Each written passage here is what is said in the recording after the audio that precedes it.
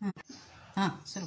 धर्माचा जणू मूर्तिमान पुतळा, धर्माचा जणू मूर्तिमान पुतळा, भासे जना भूवरी, भासे जना भूवरी, दीक्षा देव निजो जगतिया, दीक्षा देऊ निजो जगतिया, बद्धास हो उद्धरी, बद्धास हो उद्धरी, वाणीने वदता भागवती कथा, वाणीने वदता भागवती कथा, व्यासाप्रती भासला, व्यासा प्रति भासला, तो हा गुरुश्री जनार्दन असा, तो हा गुरुश्री जनार्दन असा, पाटांगणी शोभला, पाटांगणी सद्गुरुनाथ महाराज की जय.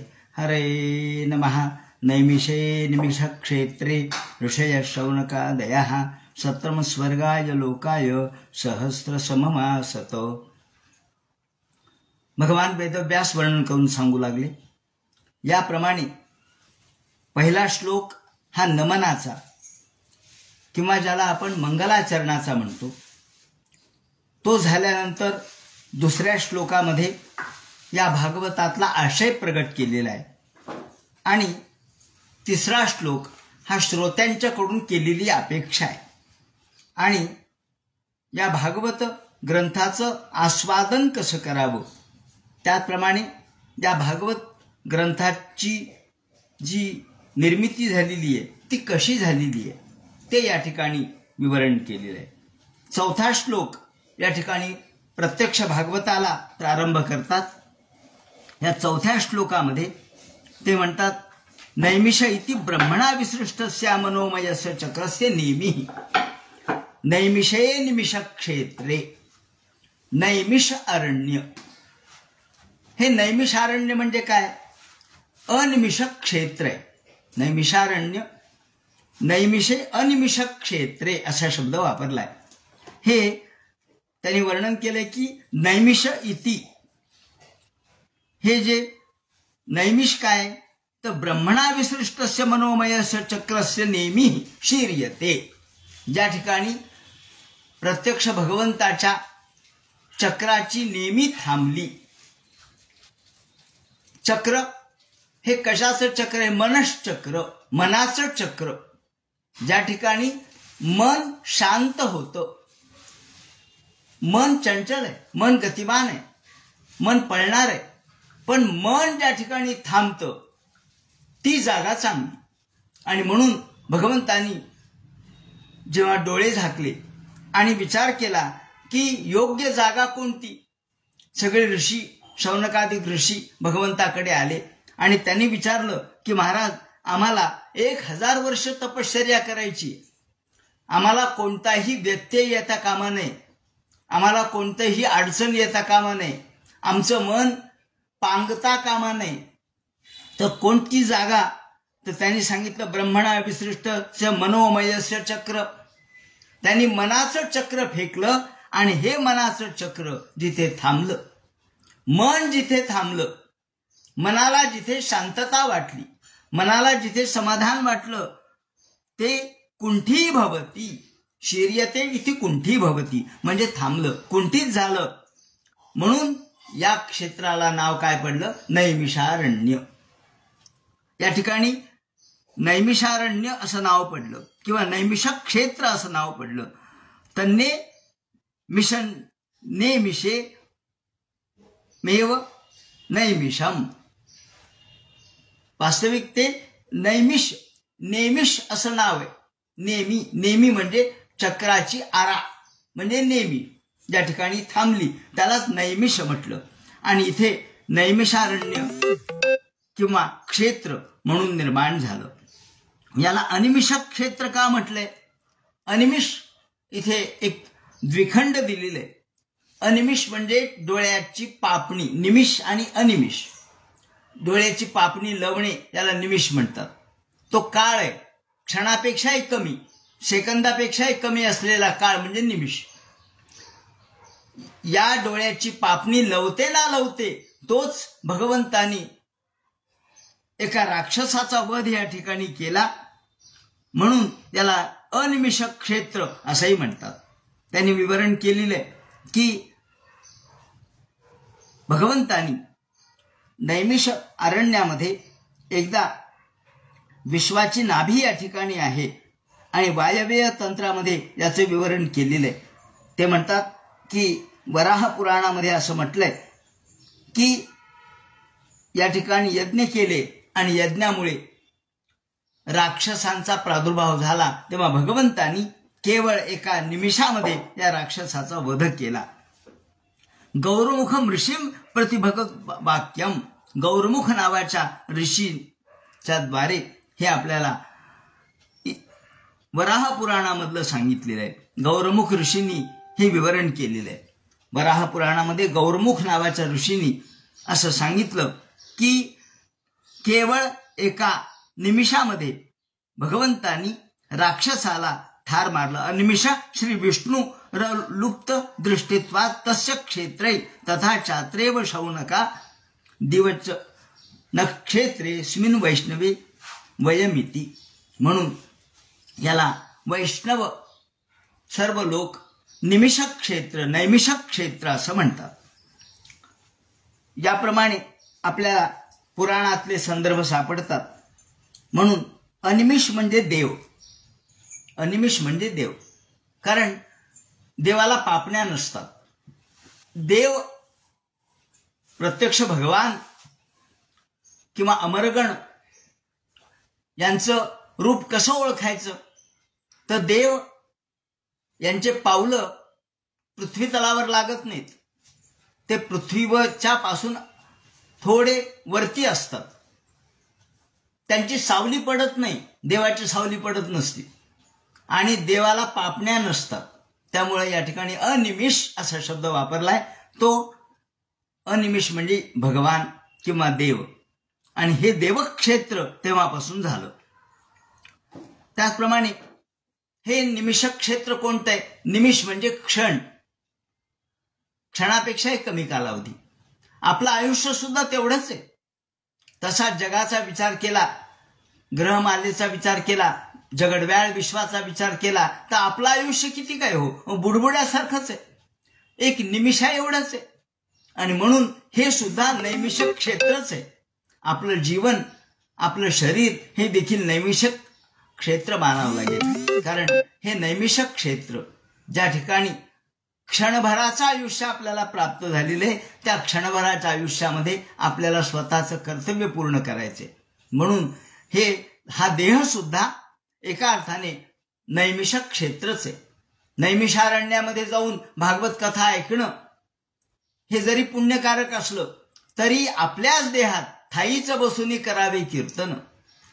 ज्ञानेश्वर माऊलींनी म्हणतात त्याप्रमाणे आपल्याच जीवनामध्ये आपलं कल्याण जागेवरती बसून आपल्याला करता येतं. आपल्या देहाचं कल्याण आपल्याला करता येतं. हा देह म्हणजेच नैमिषक क्षेत्र आहे, कारण तो काही काळामध्ये निर्माण झालेला आहे आणि काही काळानंतर नष्ट होणार आहे. त्यामुळं ते म्हणतात इत्युक्त्वा सूर्य संकाशन चक्रम सृष्टो मनोमयम.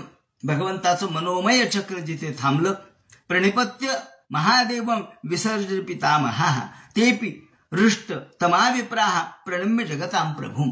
याप्रमाणे भगवान महादेव, त्याचप्रमाणे ब्रह्मदेव या सर्वांनी भगवंताला नमस्कार केलेला आहे की भगवंताच्या या मनोमय चक्राची आरा जिथे थांबली, जिथे शांतता प्रस्थापित झाली, जिथे कशाचीही गर्दी नाही, गोंधळ नाही.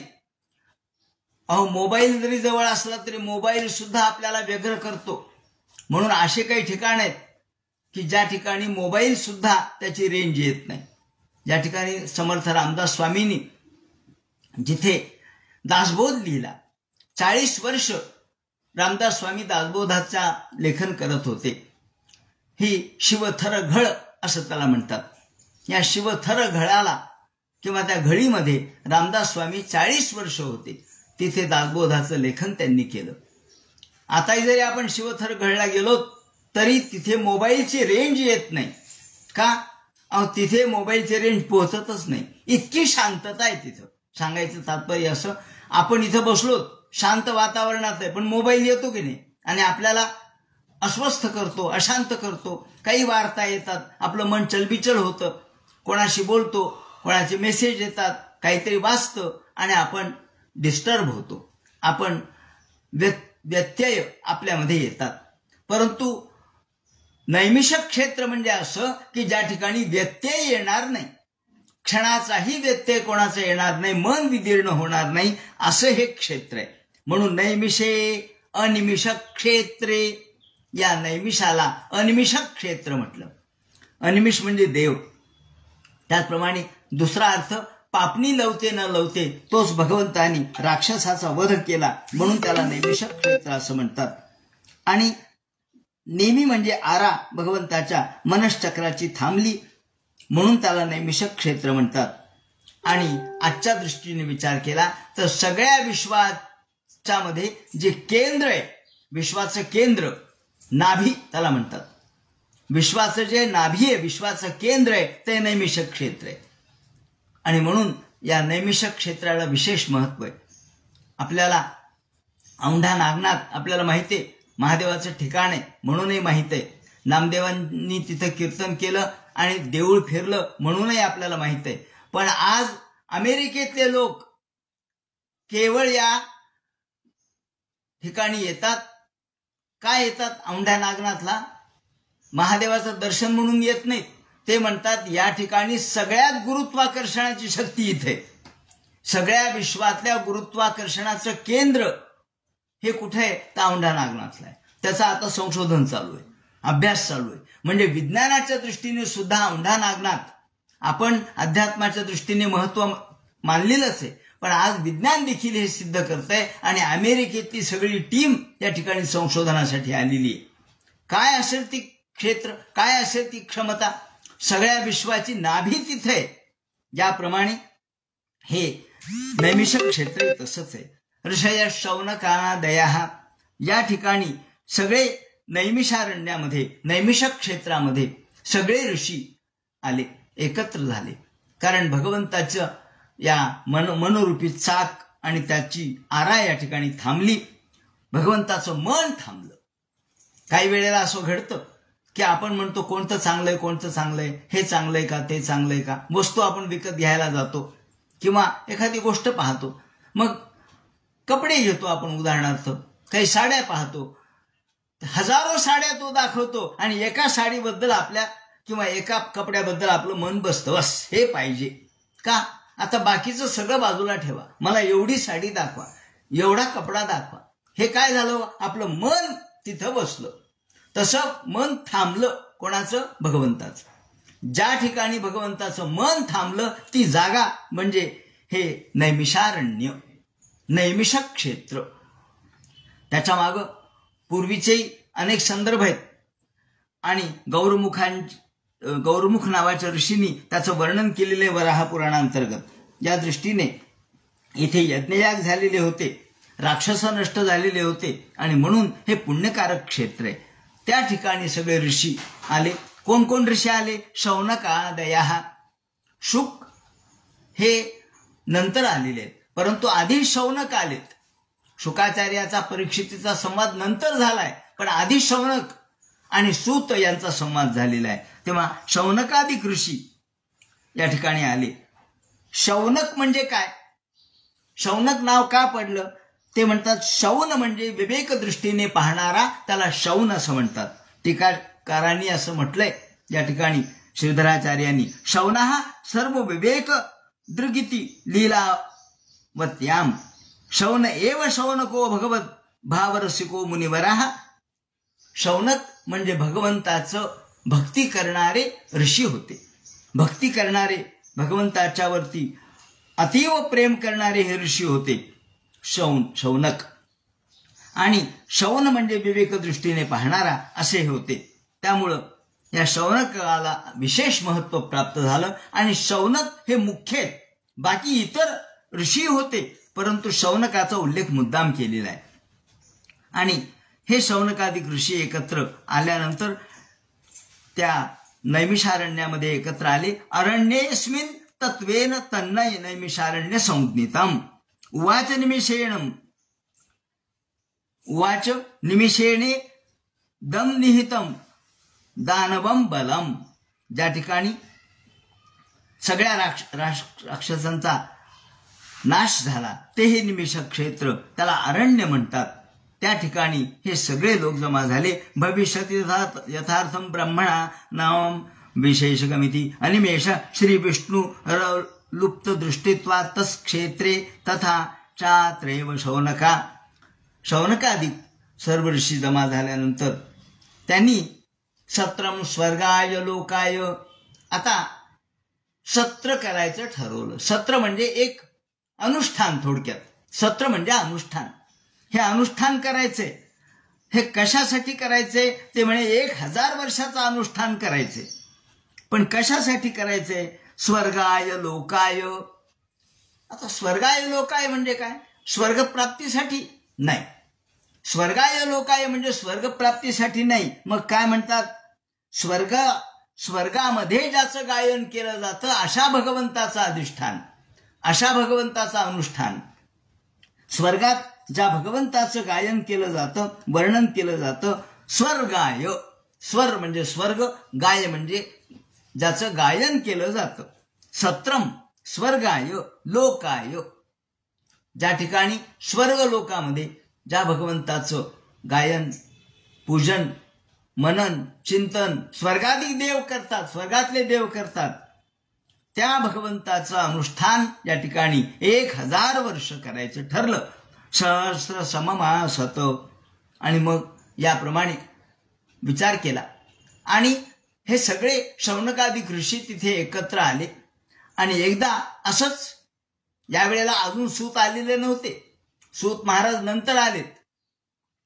हे सगळे ऋषी शौनकादिक जमा झालेत आणि हे सगळे ऋषी यांनी दररोजच्या प्रमाणे सकाळी उठायचं, स्नान करायचं, सूर्योदयाच्या प्राक ब्राह्म मुहूर्ताला उठायचं, 4 वाजता उठायचं, स्नान, संध्या, पूजा, अर्चा, जप, होम, हवन सगळं करायचं.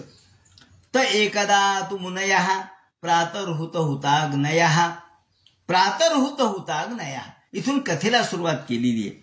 तर प्रातर्हुत हुताग्नयः कशामुळे म्हटलंय? ते म्हणतात प्रातर्हुत हुताग्नयः यासाठी म्हटलंय की सायंकाले हुता एव आहुता अग्नयोस्ते. ते संध्याकाळचं देखील आहुती अग्नीला द्यायची, सूर्यास्ताला आहुती आणि सूर्योदयाला आहुती. म्हणून हुताग्नयः असं 2 शब्द वापरले. सायंकाळची आहुती दिली, रात्री झोप झाली, सकाळी स्नान वगैरे केलं आणि पुन्हा अग्नीला आहुती दिली. आणि यद्वा हुयत इति हुतन दध्यादितेन आहुता अग्नयोस्ते यद्वा. म्हणून सकाळच्या वेळेला ही आहुती दिल्यानंतर प्रातःकाले हुता एव हुता अग्नयोस्ते अनेन नित्य नैमित्तिक, सगळे दैनंदिन नित्य नैमित्तिक उपासना ह्या सगळ्या परिपूर्ण केल्या आणि भगवंताची आराधना करायला सुरुवात केली शांततेने. आणि नंतर एकदम एवढं सगळं झाल्यावर खूप दिवस लोटले असतील, अनेक दिवस असा उपक्रम चालला असेल. पण आता इथे आपल्याला 1000 वर्षाचं अनुष्ठान करायचंय, तर काय करावं म्हणून मनात प्रश्न उपस्थित झाला. तेवढ्या सूत महाराज आले. सूत महाराज आल्याबरोबर सगळ्यांनी नमस्कार केला, वंदन केलं. सत्कृतम सूतमासीनम. सगळ्यांना आनंद वाटला. या या या महाराज या, आपलीच आम्ही वाट पाहत होतो. आणि सत्कृतम, ज्यांनी सत्कर्म केलेले, ज्यांनी अनेक पुण्यकर्म केलेले, जे श्रेष्ठ दर्जाचे अशा प्रकारचे अधिकारी आहेत, प्रत्यक्ष व्यासांचे शिष्य आहेत, व्यासांनी त्यांना पुराण शिकवलेलं आहे. आणि म्हणून असे सूत आल्याबरोबर सर्वांना आनंद झाला. आणि हे सूत महाराज प्रत्यक्ष व्यास महर्षींच्याकडून ज्यांनी ज्ञान प्राप्त करून घेतलं आणि ज्या सूतांनी अनेक गोष्टी ऐकलेल्या आहेत, बृहश्रव अनेक गोष्टी ऐकलेल्या आहेत, ज्यांनी भरपूर श्रवण केलंय, भूरिश्रव किंवा बहुश्रव असं आपण म्हणतो, बहुश्रुत असलेले असे हे, त्यांना नमस्कार केला. आणि या सूतांना नमस्कार करून हात सर्वांनी जोडले आणि सांगितलं, महाराज अहो त्वया खलु पुराणानी. महाराज आपण बरं झाला आलात का? तुम्ही सगळ्या पुराणांचा अभ्यास केलाय, इतिहासाचा अभ्यास केलाय, आख्यानांचा अभ्यास केलाय आणि प्रत्यक्ष व्यास महर्षींच्याकडून आपण ज्ञान प्राप्त करून घेतले. त्वया खलु पुराणानी इतिहासानी चानघ आख्यातान्यप्यधीतानी आख्यातानी अपि अधीतानी. तुम्ही या सगळ्यांचं अध्ययन केलंय, नुसतं ऐकलं नाही, अध्ययन केलंय, धर्मशास्त्राचं अध्ययन केलंय. म्हणजे तुमचा अधिकार किती मोठा आहे. तुम्ही प्रत्यक्ष व्यासांचे शिष्य आहात, त्यांच्याकडून तुम्ही पुराणांचा अभ्यास केलाय, इतिहास जाणलेत, त्याचप्रमाणे आख्यानांचाही अभ्यास केलाय आणि धर्मशास्त्राचा अभ्यास केलाय.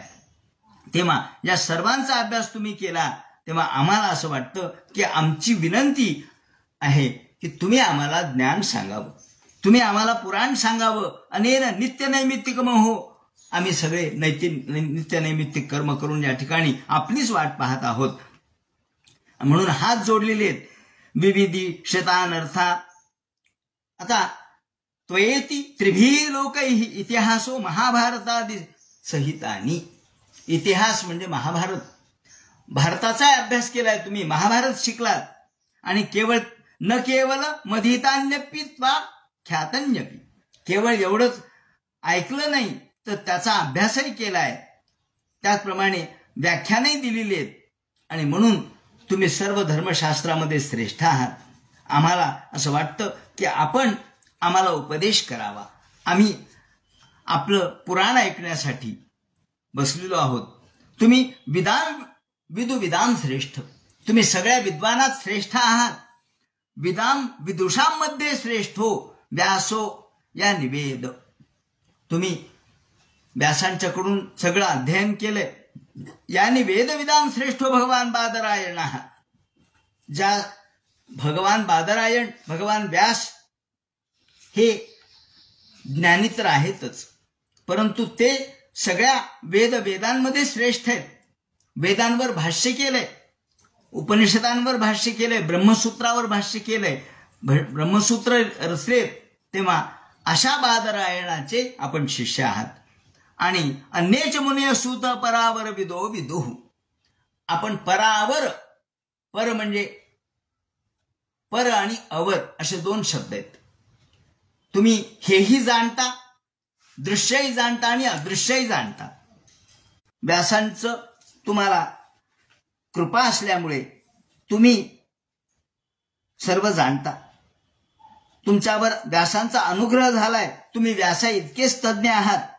आणि त्यामुळं परावर विदो विदुः, पर आणि अवर अर्थात अदृश्य, पूर्व जन्मातलं आणि उत्तर जन्मातलं सगळं तुम्ही जाणता. वर्तमानातलंही जाणता, भविष्य वर्तमान, भूत भविष्य वर्तमान सगळे जाणणारे आपण आहात. वेत्थत्वम सौम्य तत्सर्वम तत्वस्तदनुग्रहात. आपण हे सगळं जाणता आणि वेत्थ तुमच्यावर व्यासांची कृपा आहे. त्यामुळं सौम्य तत्सर्वम तत्वस्तदनुग्रहात. तुम्हाला सगळ्या व्यासांचा अनुग्रह झाल्यामुळं तत्व तुम्ही आत्मसात केलेलं आहे. सगळं तत्व आत्मसात केलंय, तत्वाचं ज्ञान तुम्ही आत्मसात केलंय. आणि या ठिकाणी एक महत्वाचा शब्द इथं वापरलाय, ब्रूहि स्निग्धस्य शिष्यस्य गुरवो गुह्यमप्युत. गुरु सुद्धा स्निग्ध शिष्यालाच आपलं ज्ञान देतो. गुरु तसे तर सगळ्यांचेच गुरु असतात, शिष्य अनेक असतात, अनेक शिष्य आहेत गुरुचे. प्रत्येक जण म्हणतो मी या गुरुचा शिष्य आहे. पण एकनिष्ठ शिष्य कोणता? जो गुरुच्या आज्ञेत आहे. गुरुचं मन कोणावर आहे पाहणं. गुरुचे शिष्य सगळेच आहेत, सर्वसामान्य दृष्टिकोनातून सगळेच. एक गुरु 1000 मुलांना शिकवतात, पण त्याच्यात सर्वात आवडणारा शिष्य कोणता? प्रेमाचा शिष्य कोणता? एकनिष्ठ असलेला शिष्य कोणता? तर जो स्निग्ध आहे. म्हणून अशा स्निग्ध शिष्यालाच गुरु ज्ञान देतात. गुरुचं अंतरंग त्याला कळतं जो त्यांचं अंतःकरण जाणतो. द्रोणाचार्याचे सगळे शिष्य होते. काय दुर्योधन काय द्रोणाचार्याचा शिष्य नव्हता काय? दुर्योधन होता, दुःशासन होता, सगळे शिष्य होते. दुःशैला नावाची दुर्योधनाची बहीण, हे सगळे द्रोणाचार्याकडून शस्त्रविद्येमध्ये पारंगत झाले खरे, पण खरा शिष्य कोणता?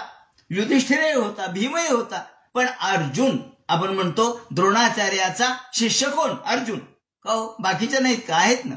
पण स्निग्धस्य शिष्यस्य, स्निग्ध शिष्य कोणता? अतिप्रिय शिष्य, अंतरंग शिष्य म्हणतात त्याला. हा अंतरंग शिष्य कोणता?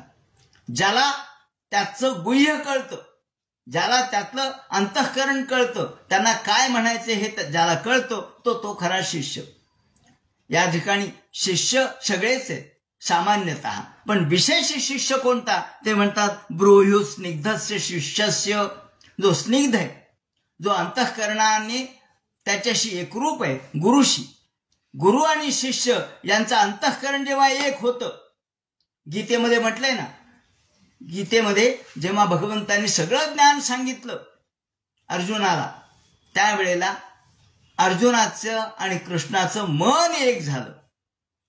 माऊलींनी वर्णन केलंय, या हृदयीचे त्या हृदयी घातले, या हृदयीचे त्या हृदयी घातले. हे जे एकमेकांचे हृदय जाणण्याचं, एकमेकांचं अंतःकरण ज्यांना कळतं, शिष्याचं अंतःकरण गुरुला आणि गुरुचं अंतःकरण शिष्याला, त्यांनाच कळतं. बाकीचे इतरांना नाही कळत.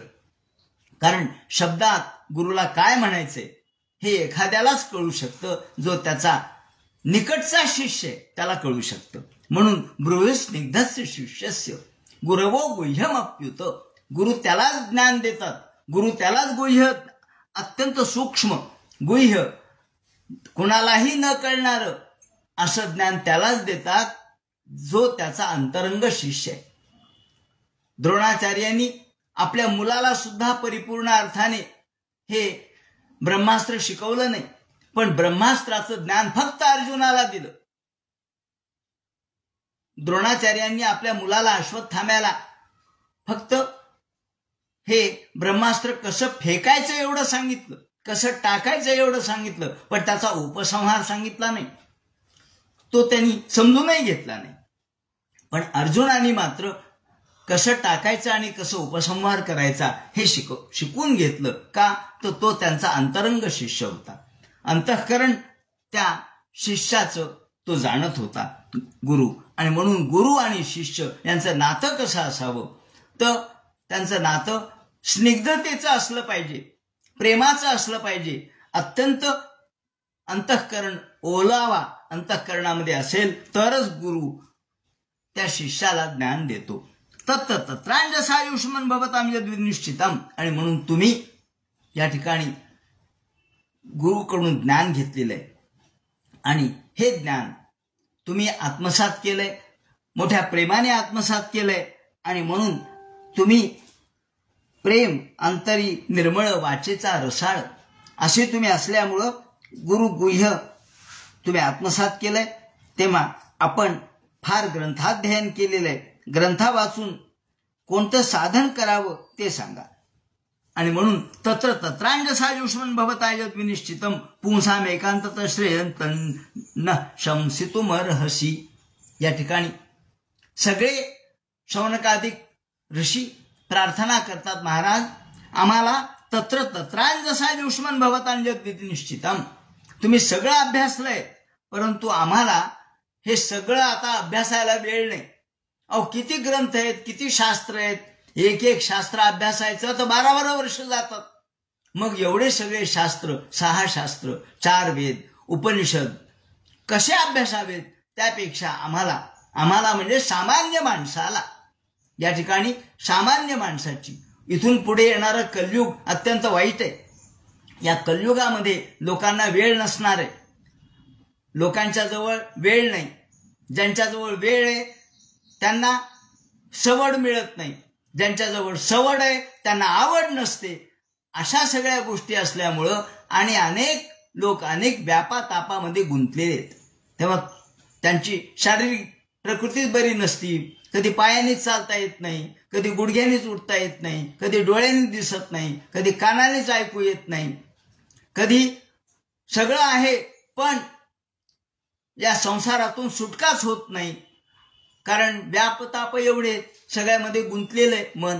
मग आता अशा अवस्थेत सामान्य माणसाने काय करावं तेवढं आम्हाला सांगा.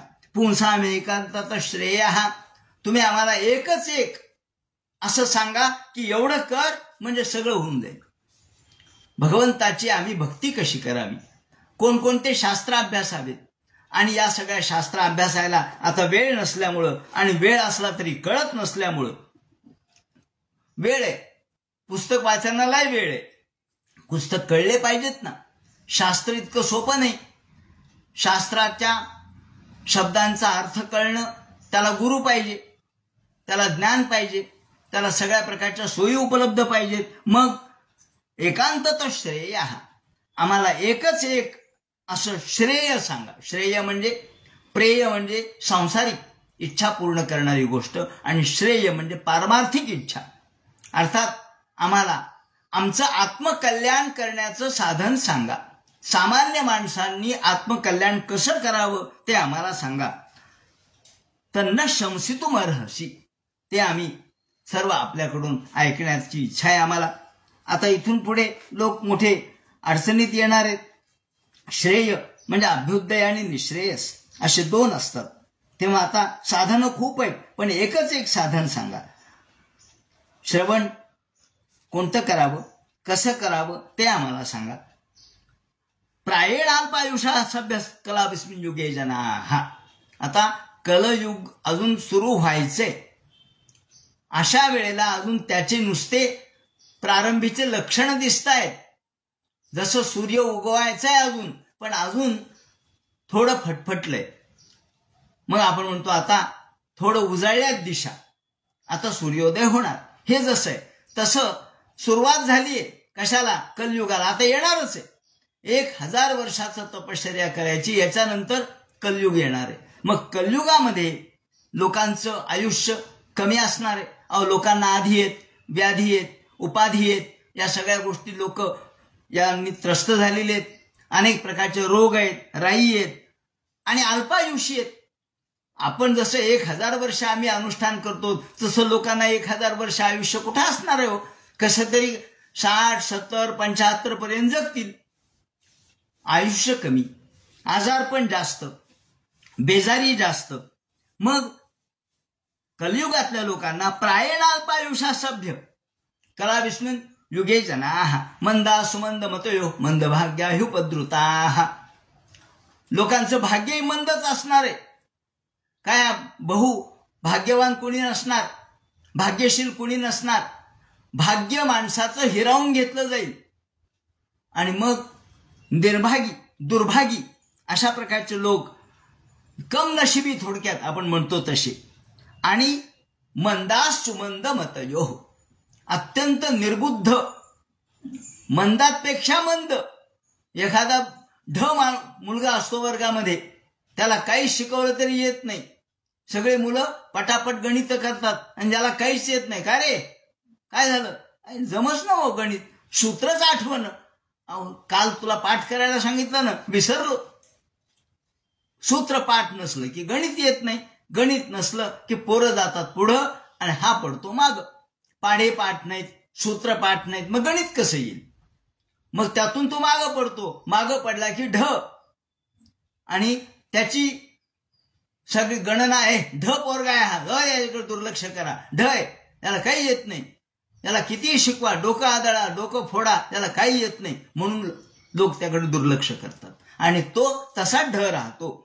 तसे लोक ढ राहतील, ढ मंद राहतील, अज्ञ राहतील, त्यांची बुद्धी चालणार नाही. पूर्वीच्या लोकांची काय बुद्धी होती. कालच मी सांगितलं, शंकराचार्यांनी 5व्या वर्षी मुंज झाली तर 8व्या वर्षी सगळे वेद पाठ केले होते. 3च वर्षामध्ये सगळे वेद, उपनिषद, भाष्य, कला, सगळ्या प्रकारचे शास्त्र सगळं झालं. 3 वर्षानंतर गुरु म्हणले, माझ्याजवळ जेवढं शिकवायचं होतं तेवढं मी तुला शिकवलं, आता माझ्याजवळ शिकवायचं शिल्लक राहिलं नाही. सांगा, 3 वर्षामध्ये काय बुद्धिमत्ता आहे. पाणी बुद्धिमत्ता, अत्यंत प्रगल्भता. एकदा म्हटलं की पाठ करायचीच गरज नाही. एकदा शब्द उच्चारला, जसं गजानन महाराजांच्या या काव्यामध्ये म्हटलंय की संथा ऐकून वेद पाठ, संथा ऐकून वेद पाठ, उच्चारायची सुद्धा गरज नाही, ऐकलं की पाठ, असे एक पाठी किंवा ऐकून पाठ असणारे अशी बुद्धिमत्ता आपली तर नाहीच आहे. पण निदान 10 वेळेला पाठ करून तरी लक्षात राहावं, ते म्हणतात ते नाही. मंदा सुमंद मतयो आणि मंद भाग्या ह्युपद्रुता. कलयुगाचं वैशिष्ट्य सांगितलं त्यांनी, कलयुगाची लक्षणं सांगितलेत. कलयुग कशाला म्हणायचं? भांडण म्हणजे कलयुग, कमी बुद्धी म्हणजे कलयुग, मंद भाग्य म्हणजे कलयुग आणि धावपळ म्हणजे कलयुग. उपद्रुता, उपद्रव, माणसाच्या मागे एवढी धावपळ लागली की सकाळी उठल्यापासून रात्री झोपेपर्यंत हजारो गोष्टी चाललेल्या आहेत. छोट्या छोट्या गोष्टीमध्ये माणूस अडकलाय. का म्हणले? मोबाईलच बंद पडला. मग गेला दुकानामध्ये, मग हे बदला ते बदला, त्यात पैसे खर्चा, यात पैसे खर्चा, कोणाचे फोन येतात, कोणाचे मेसेज येतात, निरर्थक गोष्टीमध्ये वेळ चाललाय. नुसत्या केवळ पैशा अडक्याच्या, सांसारिक व्यापातापाच्या किंवा रोगराईच्या. कधी औषध आहेत, पाणी आहेत, रोगराई आहे, कधी वकिली आहे, या कोर्टाचे काम आहेत, तर कधी कोर्टामधले भांडण आहेत, जमिनीचे भांडण आहेत, जागेचे भांडण आहेत. आणि अभ्यास काहीच नाही. एवढा अभ्यास. आपल्या अंजनवतीचे एक महाराज होते, प्रचंड अभ्यास होता. तर्कतीर्थ लक्ष्मण शास्त्री जोशी एवढी त्यांची बुद्धिमत्ता होती. पण तर्कतीर्थ लक्ष्मण शास्त्रींचा गवगवा झाला, त्यांचा का नाही झाला? ते म्हणले त्यांच्या मागे शेतीचे जे भांडण लागले ते सगळं आयुष्य शेतीच्या भांडणातच गेलं आणि ज्ञान राहिलं बाजूला. असं होतं. उपद्रुता, जे धावपळ मागे लागली. एवढा मोठा ज्ञानी, विद्वत, वर्य, संपन्न. कालच एका गृहस्थाने, आमच्या मोठे विद्वान, यांनी उल्लेख केला की बीडमध्ये अशी काही मंडळी होती की ज्या मंडळींना राजाश्रय मिळाला नाही. दुर्गा नावाचं पंचांग ज्यांनी काढलं ते जोशी, गंगाधर शास्त्री जोशी, येळमचे. दुर्गा पंचांग, त्या काळामध्ये मोबाईल नाहीत, कोणत्या कॅल्क्युलेटर नाहीत, हातावर गणित करायचे, वहीवर गणित करायचे आणि आपल्या या सगळ्या पंचांगातले सूर्योदय, सूर्यास्त, ग्रह, नक्षत्र, तारा, तिथ्या हे सगळं मांडायचं. त्यावेळेला दुर्गा पंचांग त्यांनी सुरू केलं. याची ख्याती संपूर्ण भारतभर आहे. कारण त्यांना माहीत असायचं कारण नाही, आपल्याला माहित आहे. पण दुसऱ्या गावचे मंडळी, त्यांनी त्यांचा उल्लेख केला की भारतभर यांची प्रसिद्धी कुठून झाली, यांना काय मिळालं. पण केवळ लोकांनी मदत केली नाही, पैसा जवळ नाही, राजाश्रय नाही, म्हणून त्यांचं नाव पुढे चाललं नाही आणि बाकीच्या पोटापाण्याची धावपळ त्यांच्या मागे लागली. असो, सांगायचं तात्पर्य असं की लोक हे कलियुगातले मंद तर राहतीलच, पण धावपळ मागे राहील. ह्युपद्रुता, म्हणून त्यांच्यासाठी तुम्ही एकच एक एकांतत श्रेय, एकच एक असं तुम्ही आम्हाला साधन सांगा की ज्यातून त्यांनी थोडं केलं तर त्यांना भरपूर मिळावं आणि मुक्तता प्राप्त व्हावी. भूरी आणि भूरी कर्माणी श्रोतव्यानी विभागशः. तसे खूप गोष्टी आहेत. भूरी आणि भूरी कर्माणी, भूरी म्हणजे भरपूर. अहो, काही कमी धर्मशास्त्र आहेत का? आपण यादव काळामध्ये 12व्या-13व्या शतकामध्ये एकाने चतुर्वर्ग चिंतामणी नावाचा ग्रंथ लिहिला. चतुर्वर्ग चिंतामणी, धर्मशास्त्रावर आधारित असलेला हा ग्रंथ सकाळी उठल्यापासून रात्री झोपेपर्यंत किती कर्म करावे हे त्यांनी लिहिलं. श्वास घ्यायला सुद्धा वेळ नाही, इतके कर्म आहेत. सकाळी उठून रात्री झोपेपर्यंत किती कर्म करावेत हे त्या चतुर्वर्ग चिंतामणीमध्ये लिहिलेलं आहे. आता हा चतुर्वर्ग चिंतामणी ग्रंथ जर आपण जसा तसा जर आत्मसात करायचा किंवा तसं वागायचं ठरवलं तर आपल्याला जगताच येणार नाही. म्हणले मग काय करावं? म्हणले भुरीनी भुरी कर्मानी. अहो, खूप कर्म आहेत. तुम्ही सकाळी उठून झोपेपर्यंत हजारो कर्म तुम्हाला करता येतील, पण हे सगळे तुम्हाला सांगता येतील, पण एकच एक श्रेय असं पाहिजे आम्हाला. आता साधोत यात सार, या सगळ्यामधलं सार आम्हाला सांगा थोडक्यात. आता साधोत्र यत् सारम समुद्धृत्य मनीषया ब्रूहिण श्रद्धानानाम येनात्मासम प्रसिद्धती. आणि यासाठी आम्हाला एकच एक शौनकानी निश्रेयस प्राप्त करून देण्यासाठी साधनं भरपूर जरी असली तरी एकच एक साधन सांगा, ज्याने आम्हाला शास्त्रबुद्धी निर्माण होईल आणि येनात्मासम प्रसिद्धती, आत्मा प्रसन्न होईल, यामुळे भगवान प्रसन्न होईल, ज्यामुळे आम्हाला आत्मसंतोष लाभेल, आत्मज्ञान प्राप्त होईल आणि आत्मशांती मिळेल, असं एक साधन सांगा. ब्रूहिण श्रद्धानानाम येनात्मासम प्रसिद्धती. येनात्मा, ज्यामुळं आमचं अंतःकरण शुद्ध होईल, आमचं मन प्रसन्न होईल. श्रुत जानासी भद्रंते भगवान सात्वतांपतीही देवक्यां वसुदेवसे जातो यस्य चिकीर्षया तन्न शुश्रूषमाणाना मनस्यानुवर्णितुम यस्यावतारो भूतानां क्षेमाय च भवाय च. आणि आता इथून पुढे मग त्यांनी शास्त्रबुद्धी, शांती, तुष्टी आणि पुष्टी प्राप्त करून देणार असे एकच पाहिजे. जसं आपण म्हणतो जेवण झाल्याबरोबर आपल्याला 3 गोष्टी एका वेळेला प्राप्त होतात.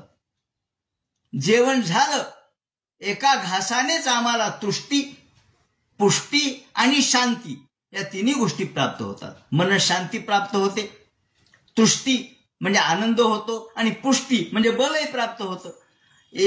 केवळ एका घासाने या 3 गोष्टी सहज मिळाल्या. तसं आम्हाला एकच एक श्रेय सांगा, ज्यातून सगळं काही आम्हाला प्राप्त करून घेता येईल. आणि यानंतर शौनकानी माणसाच्या कल्याणाचा मार्ग कोणता हे विचारलेलं आहे. हा कल्याणाचा मार्ग कोणता हे विचारताना त्यांनी 6 प्रश्न उपस्थित केलेले आहेत. त्या 6 प्रश्नासंबंधीची जी चर्चा या ठिकाणी त्यांनी केली आहे, तो सगळा भाग उद्याच्या चिंतनात सांगण्यात येईल. हरे नमः. पुंडलिक वरदे हर विठ्ठल, सीताकांत स्मरण जय जय राम.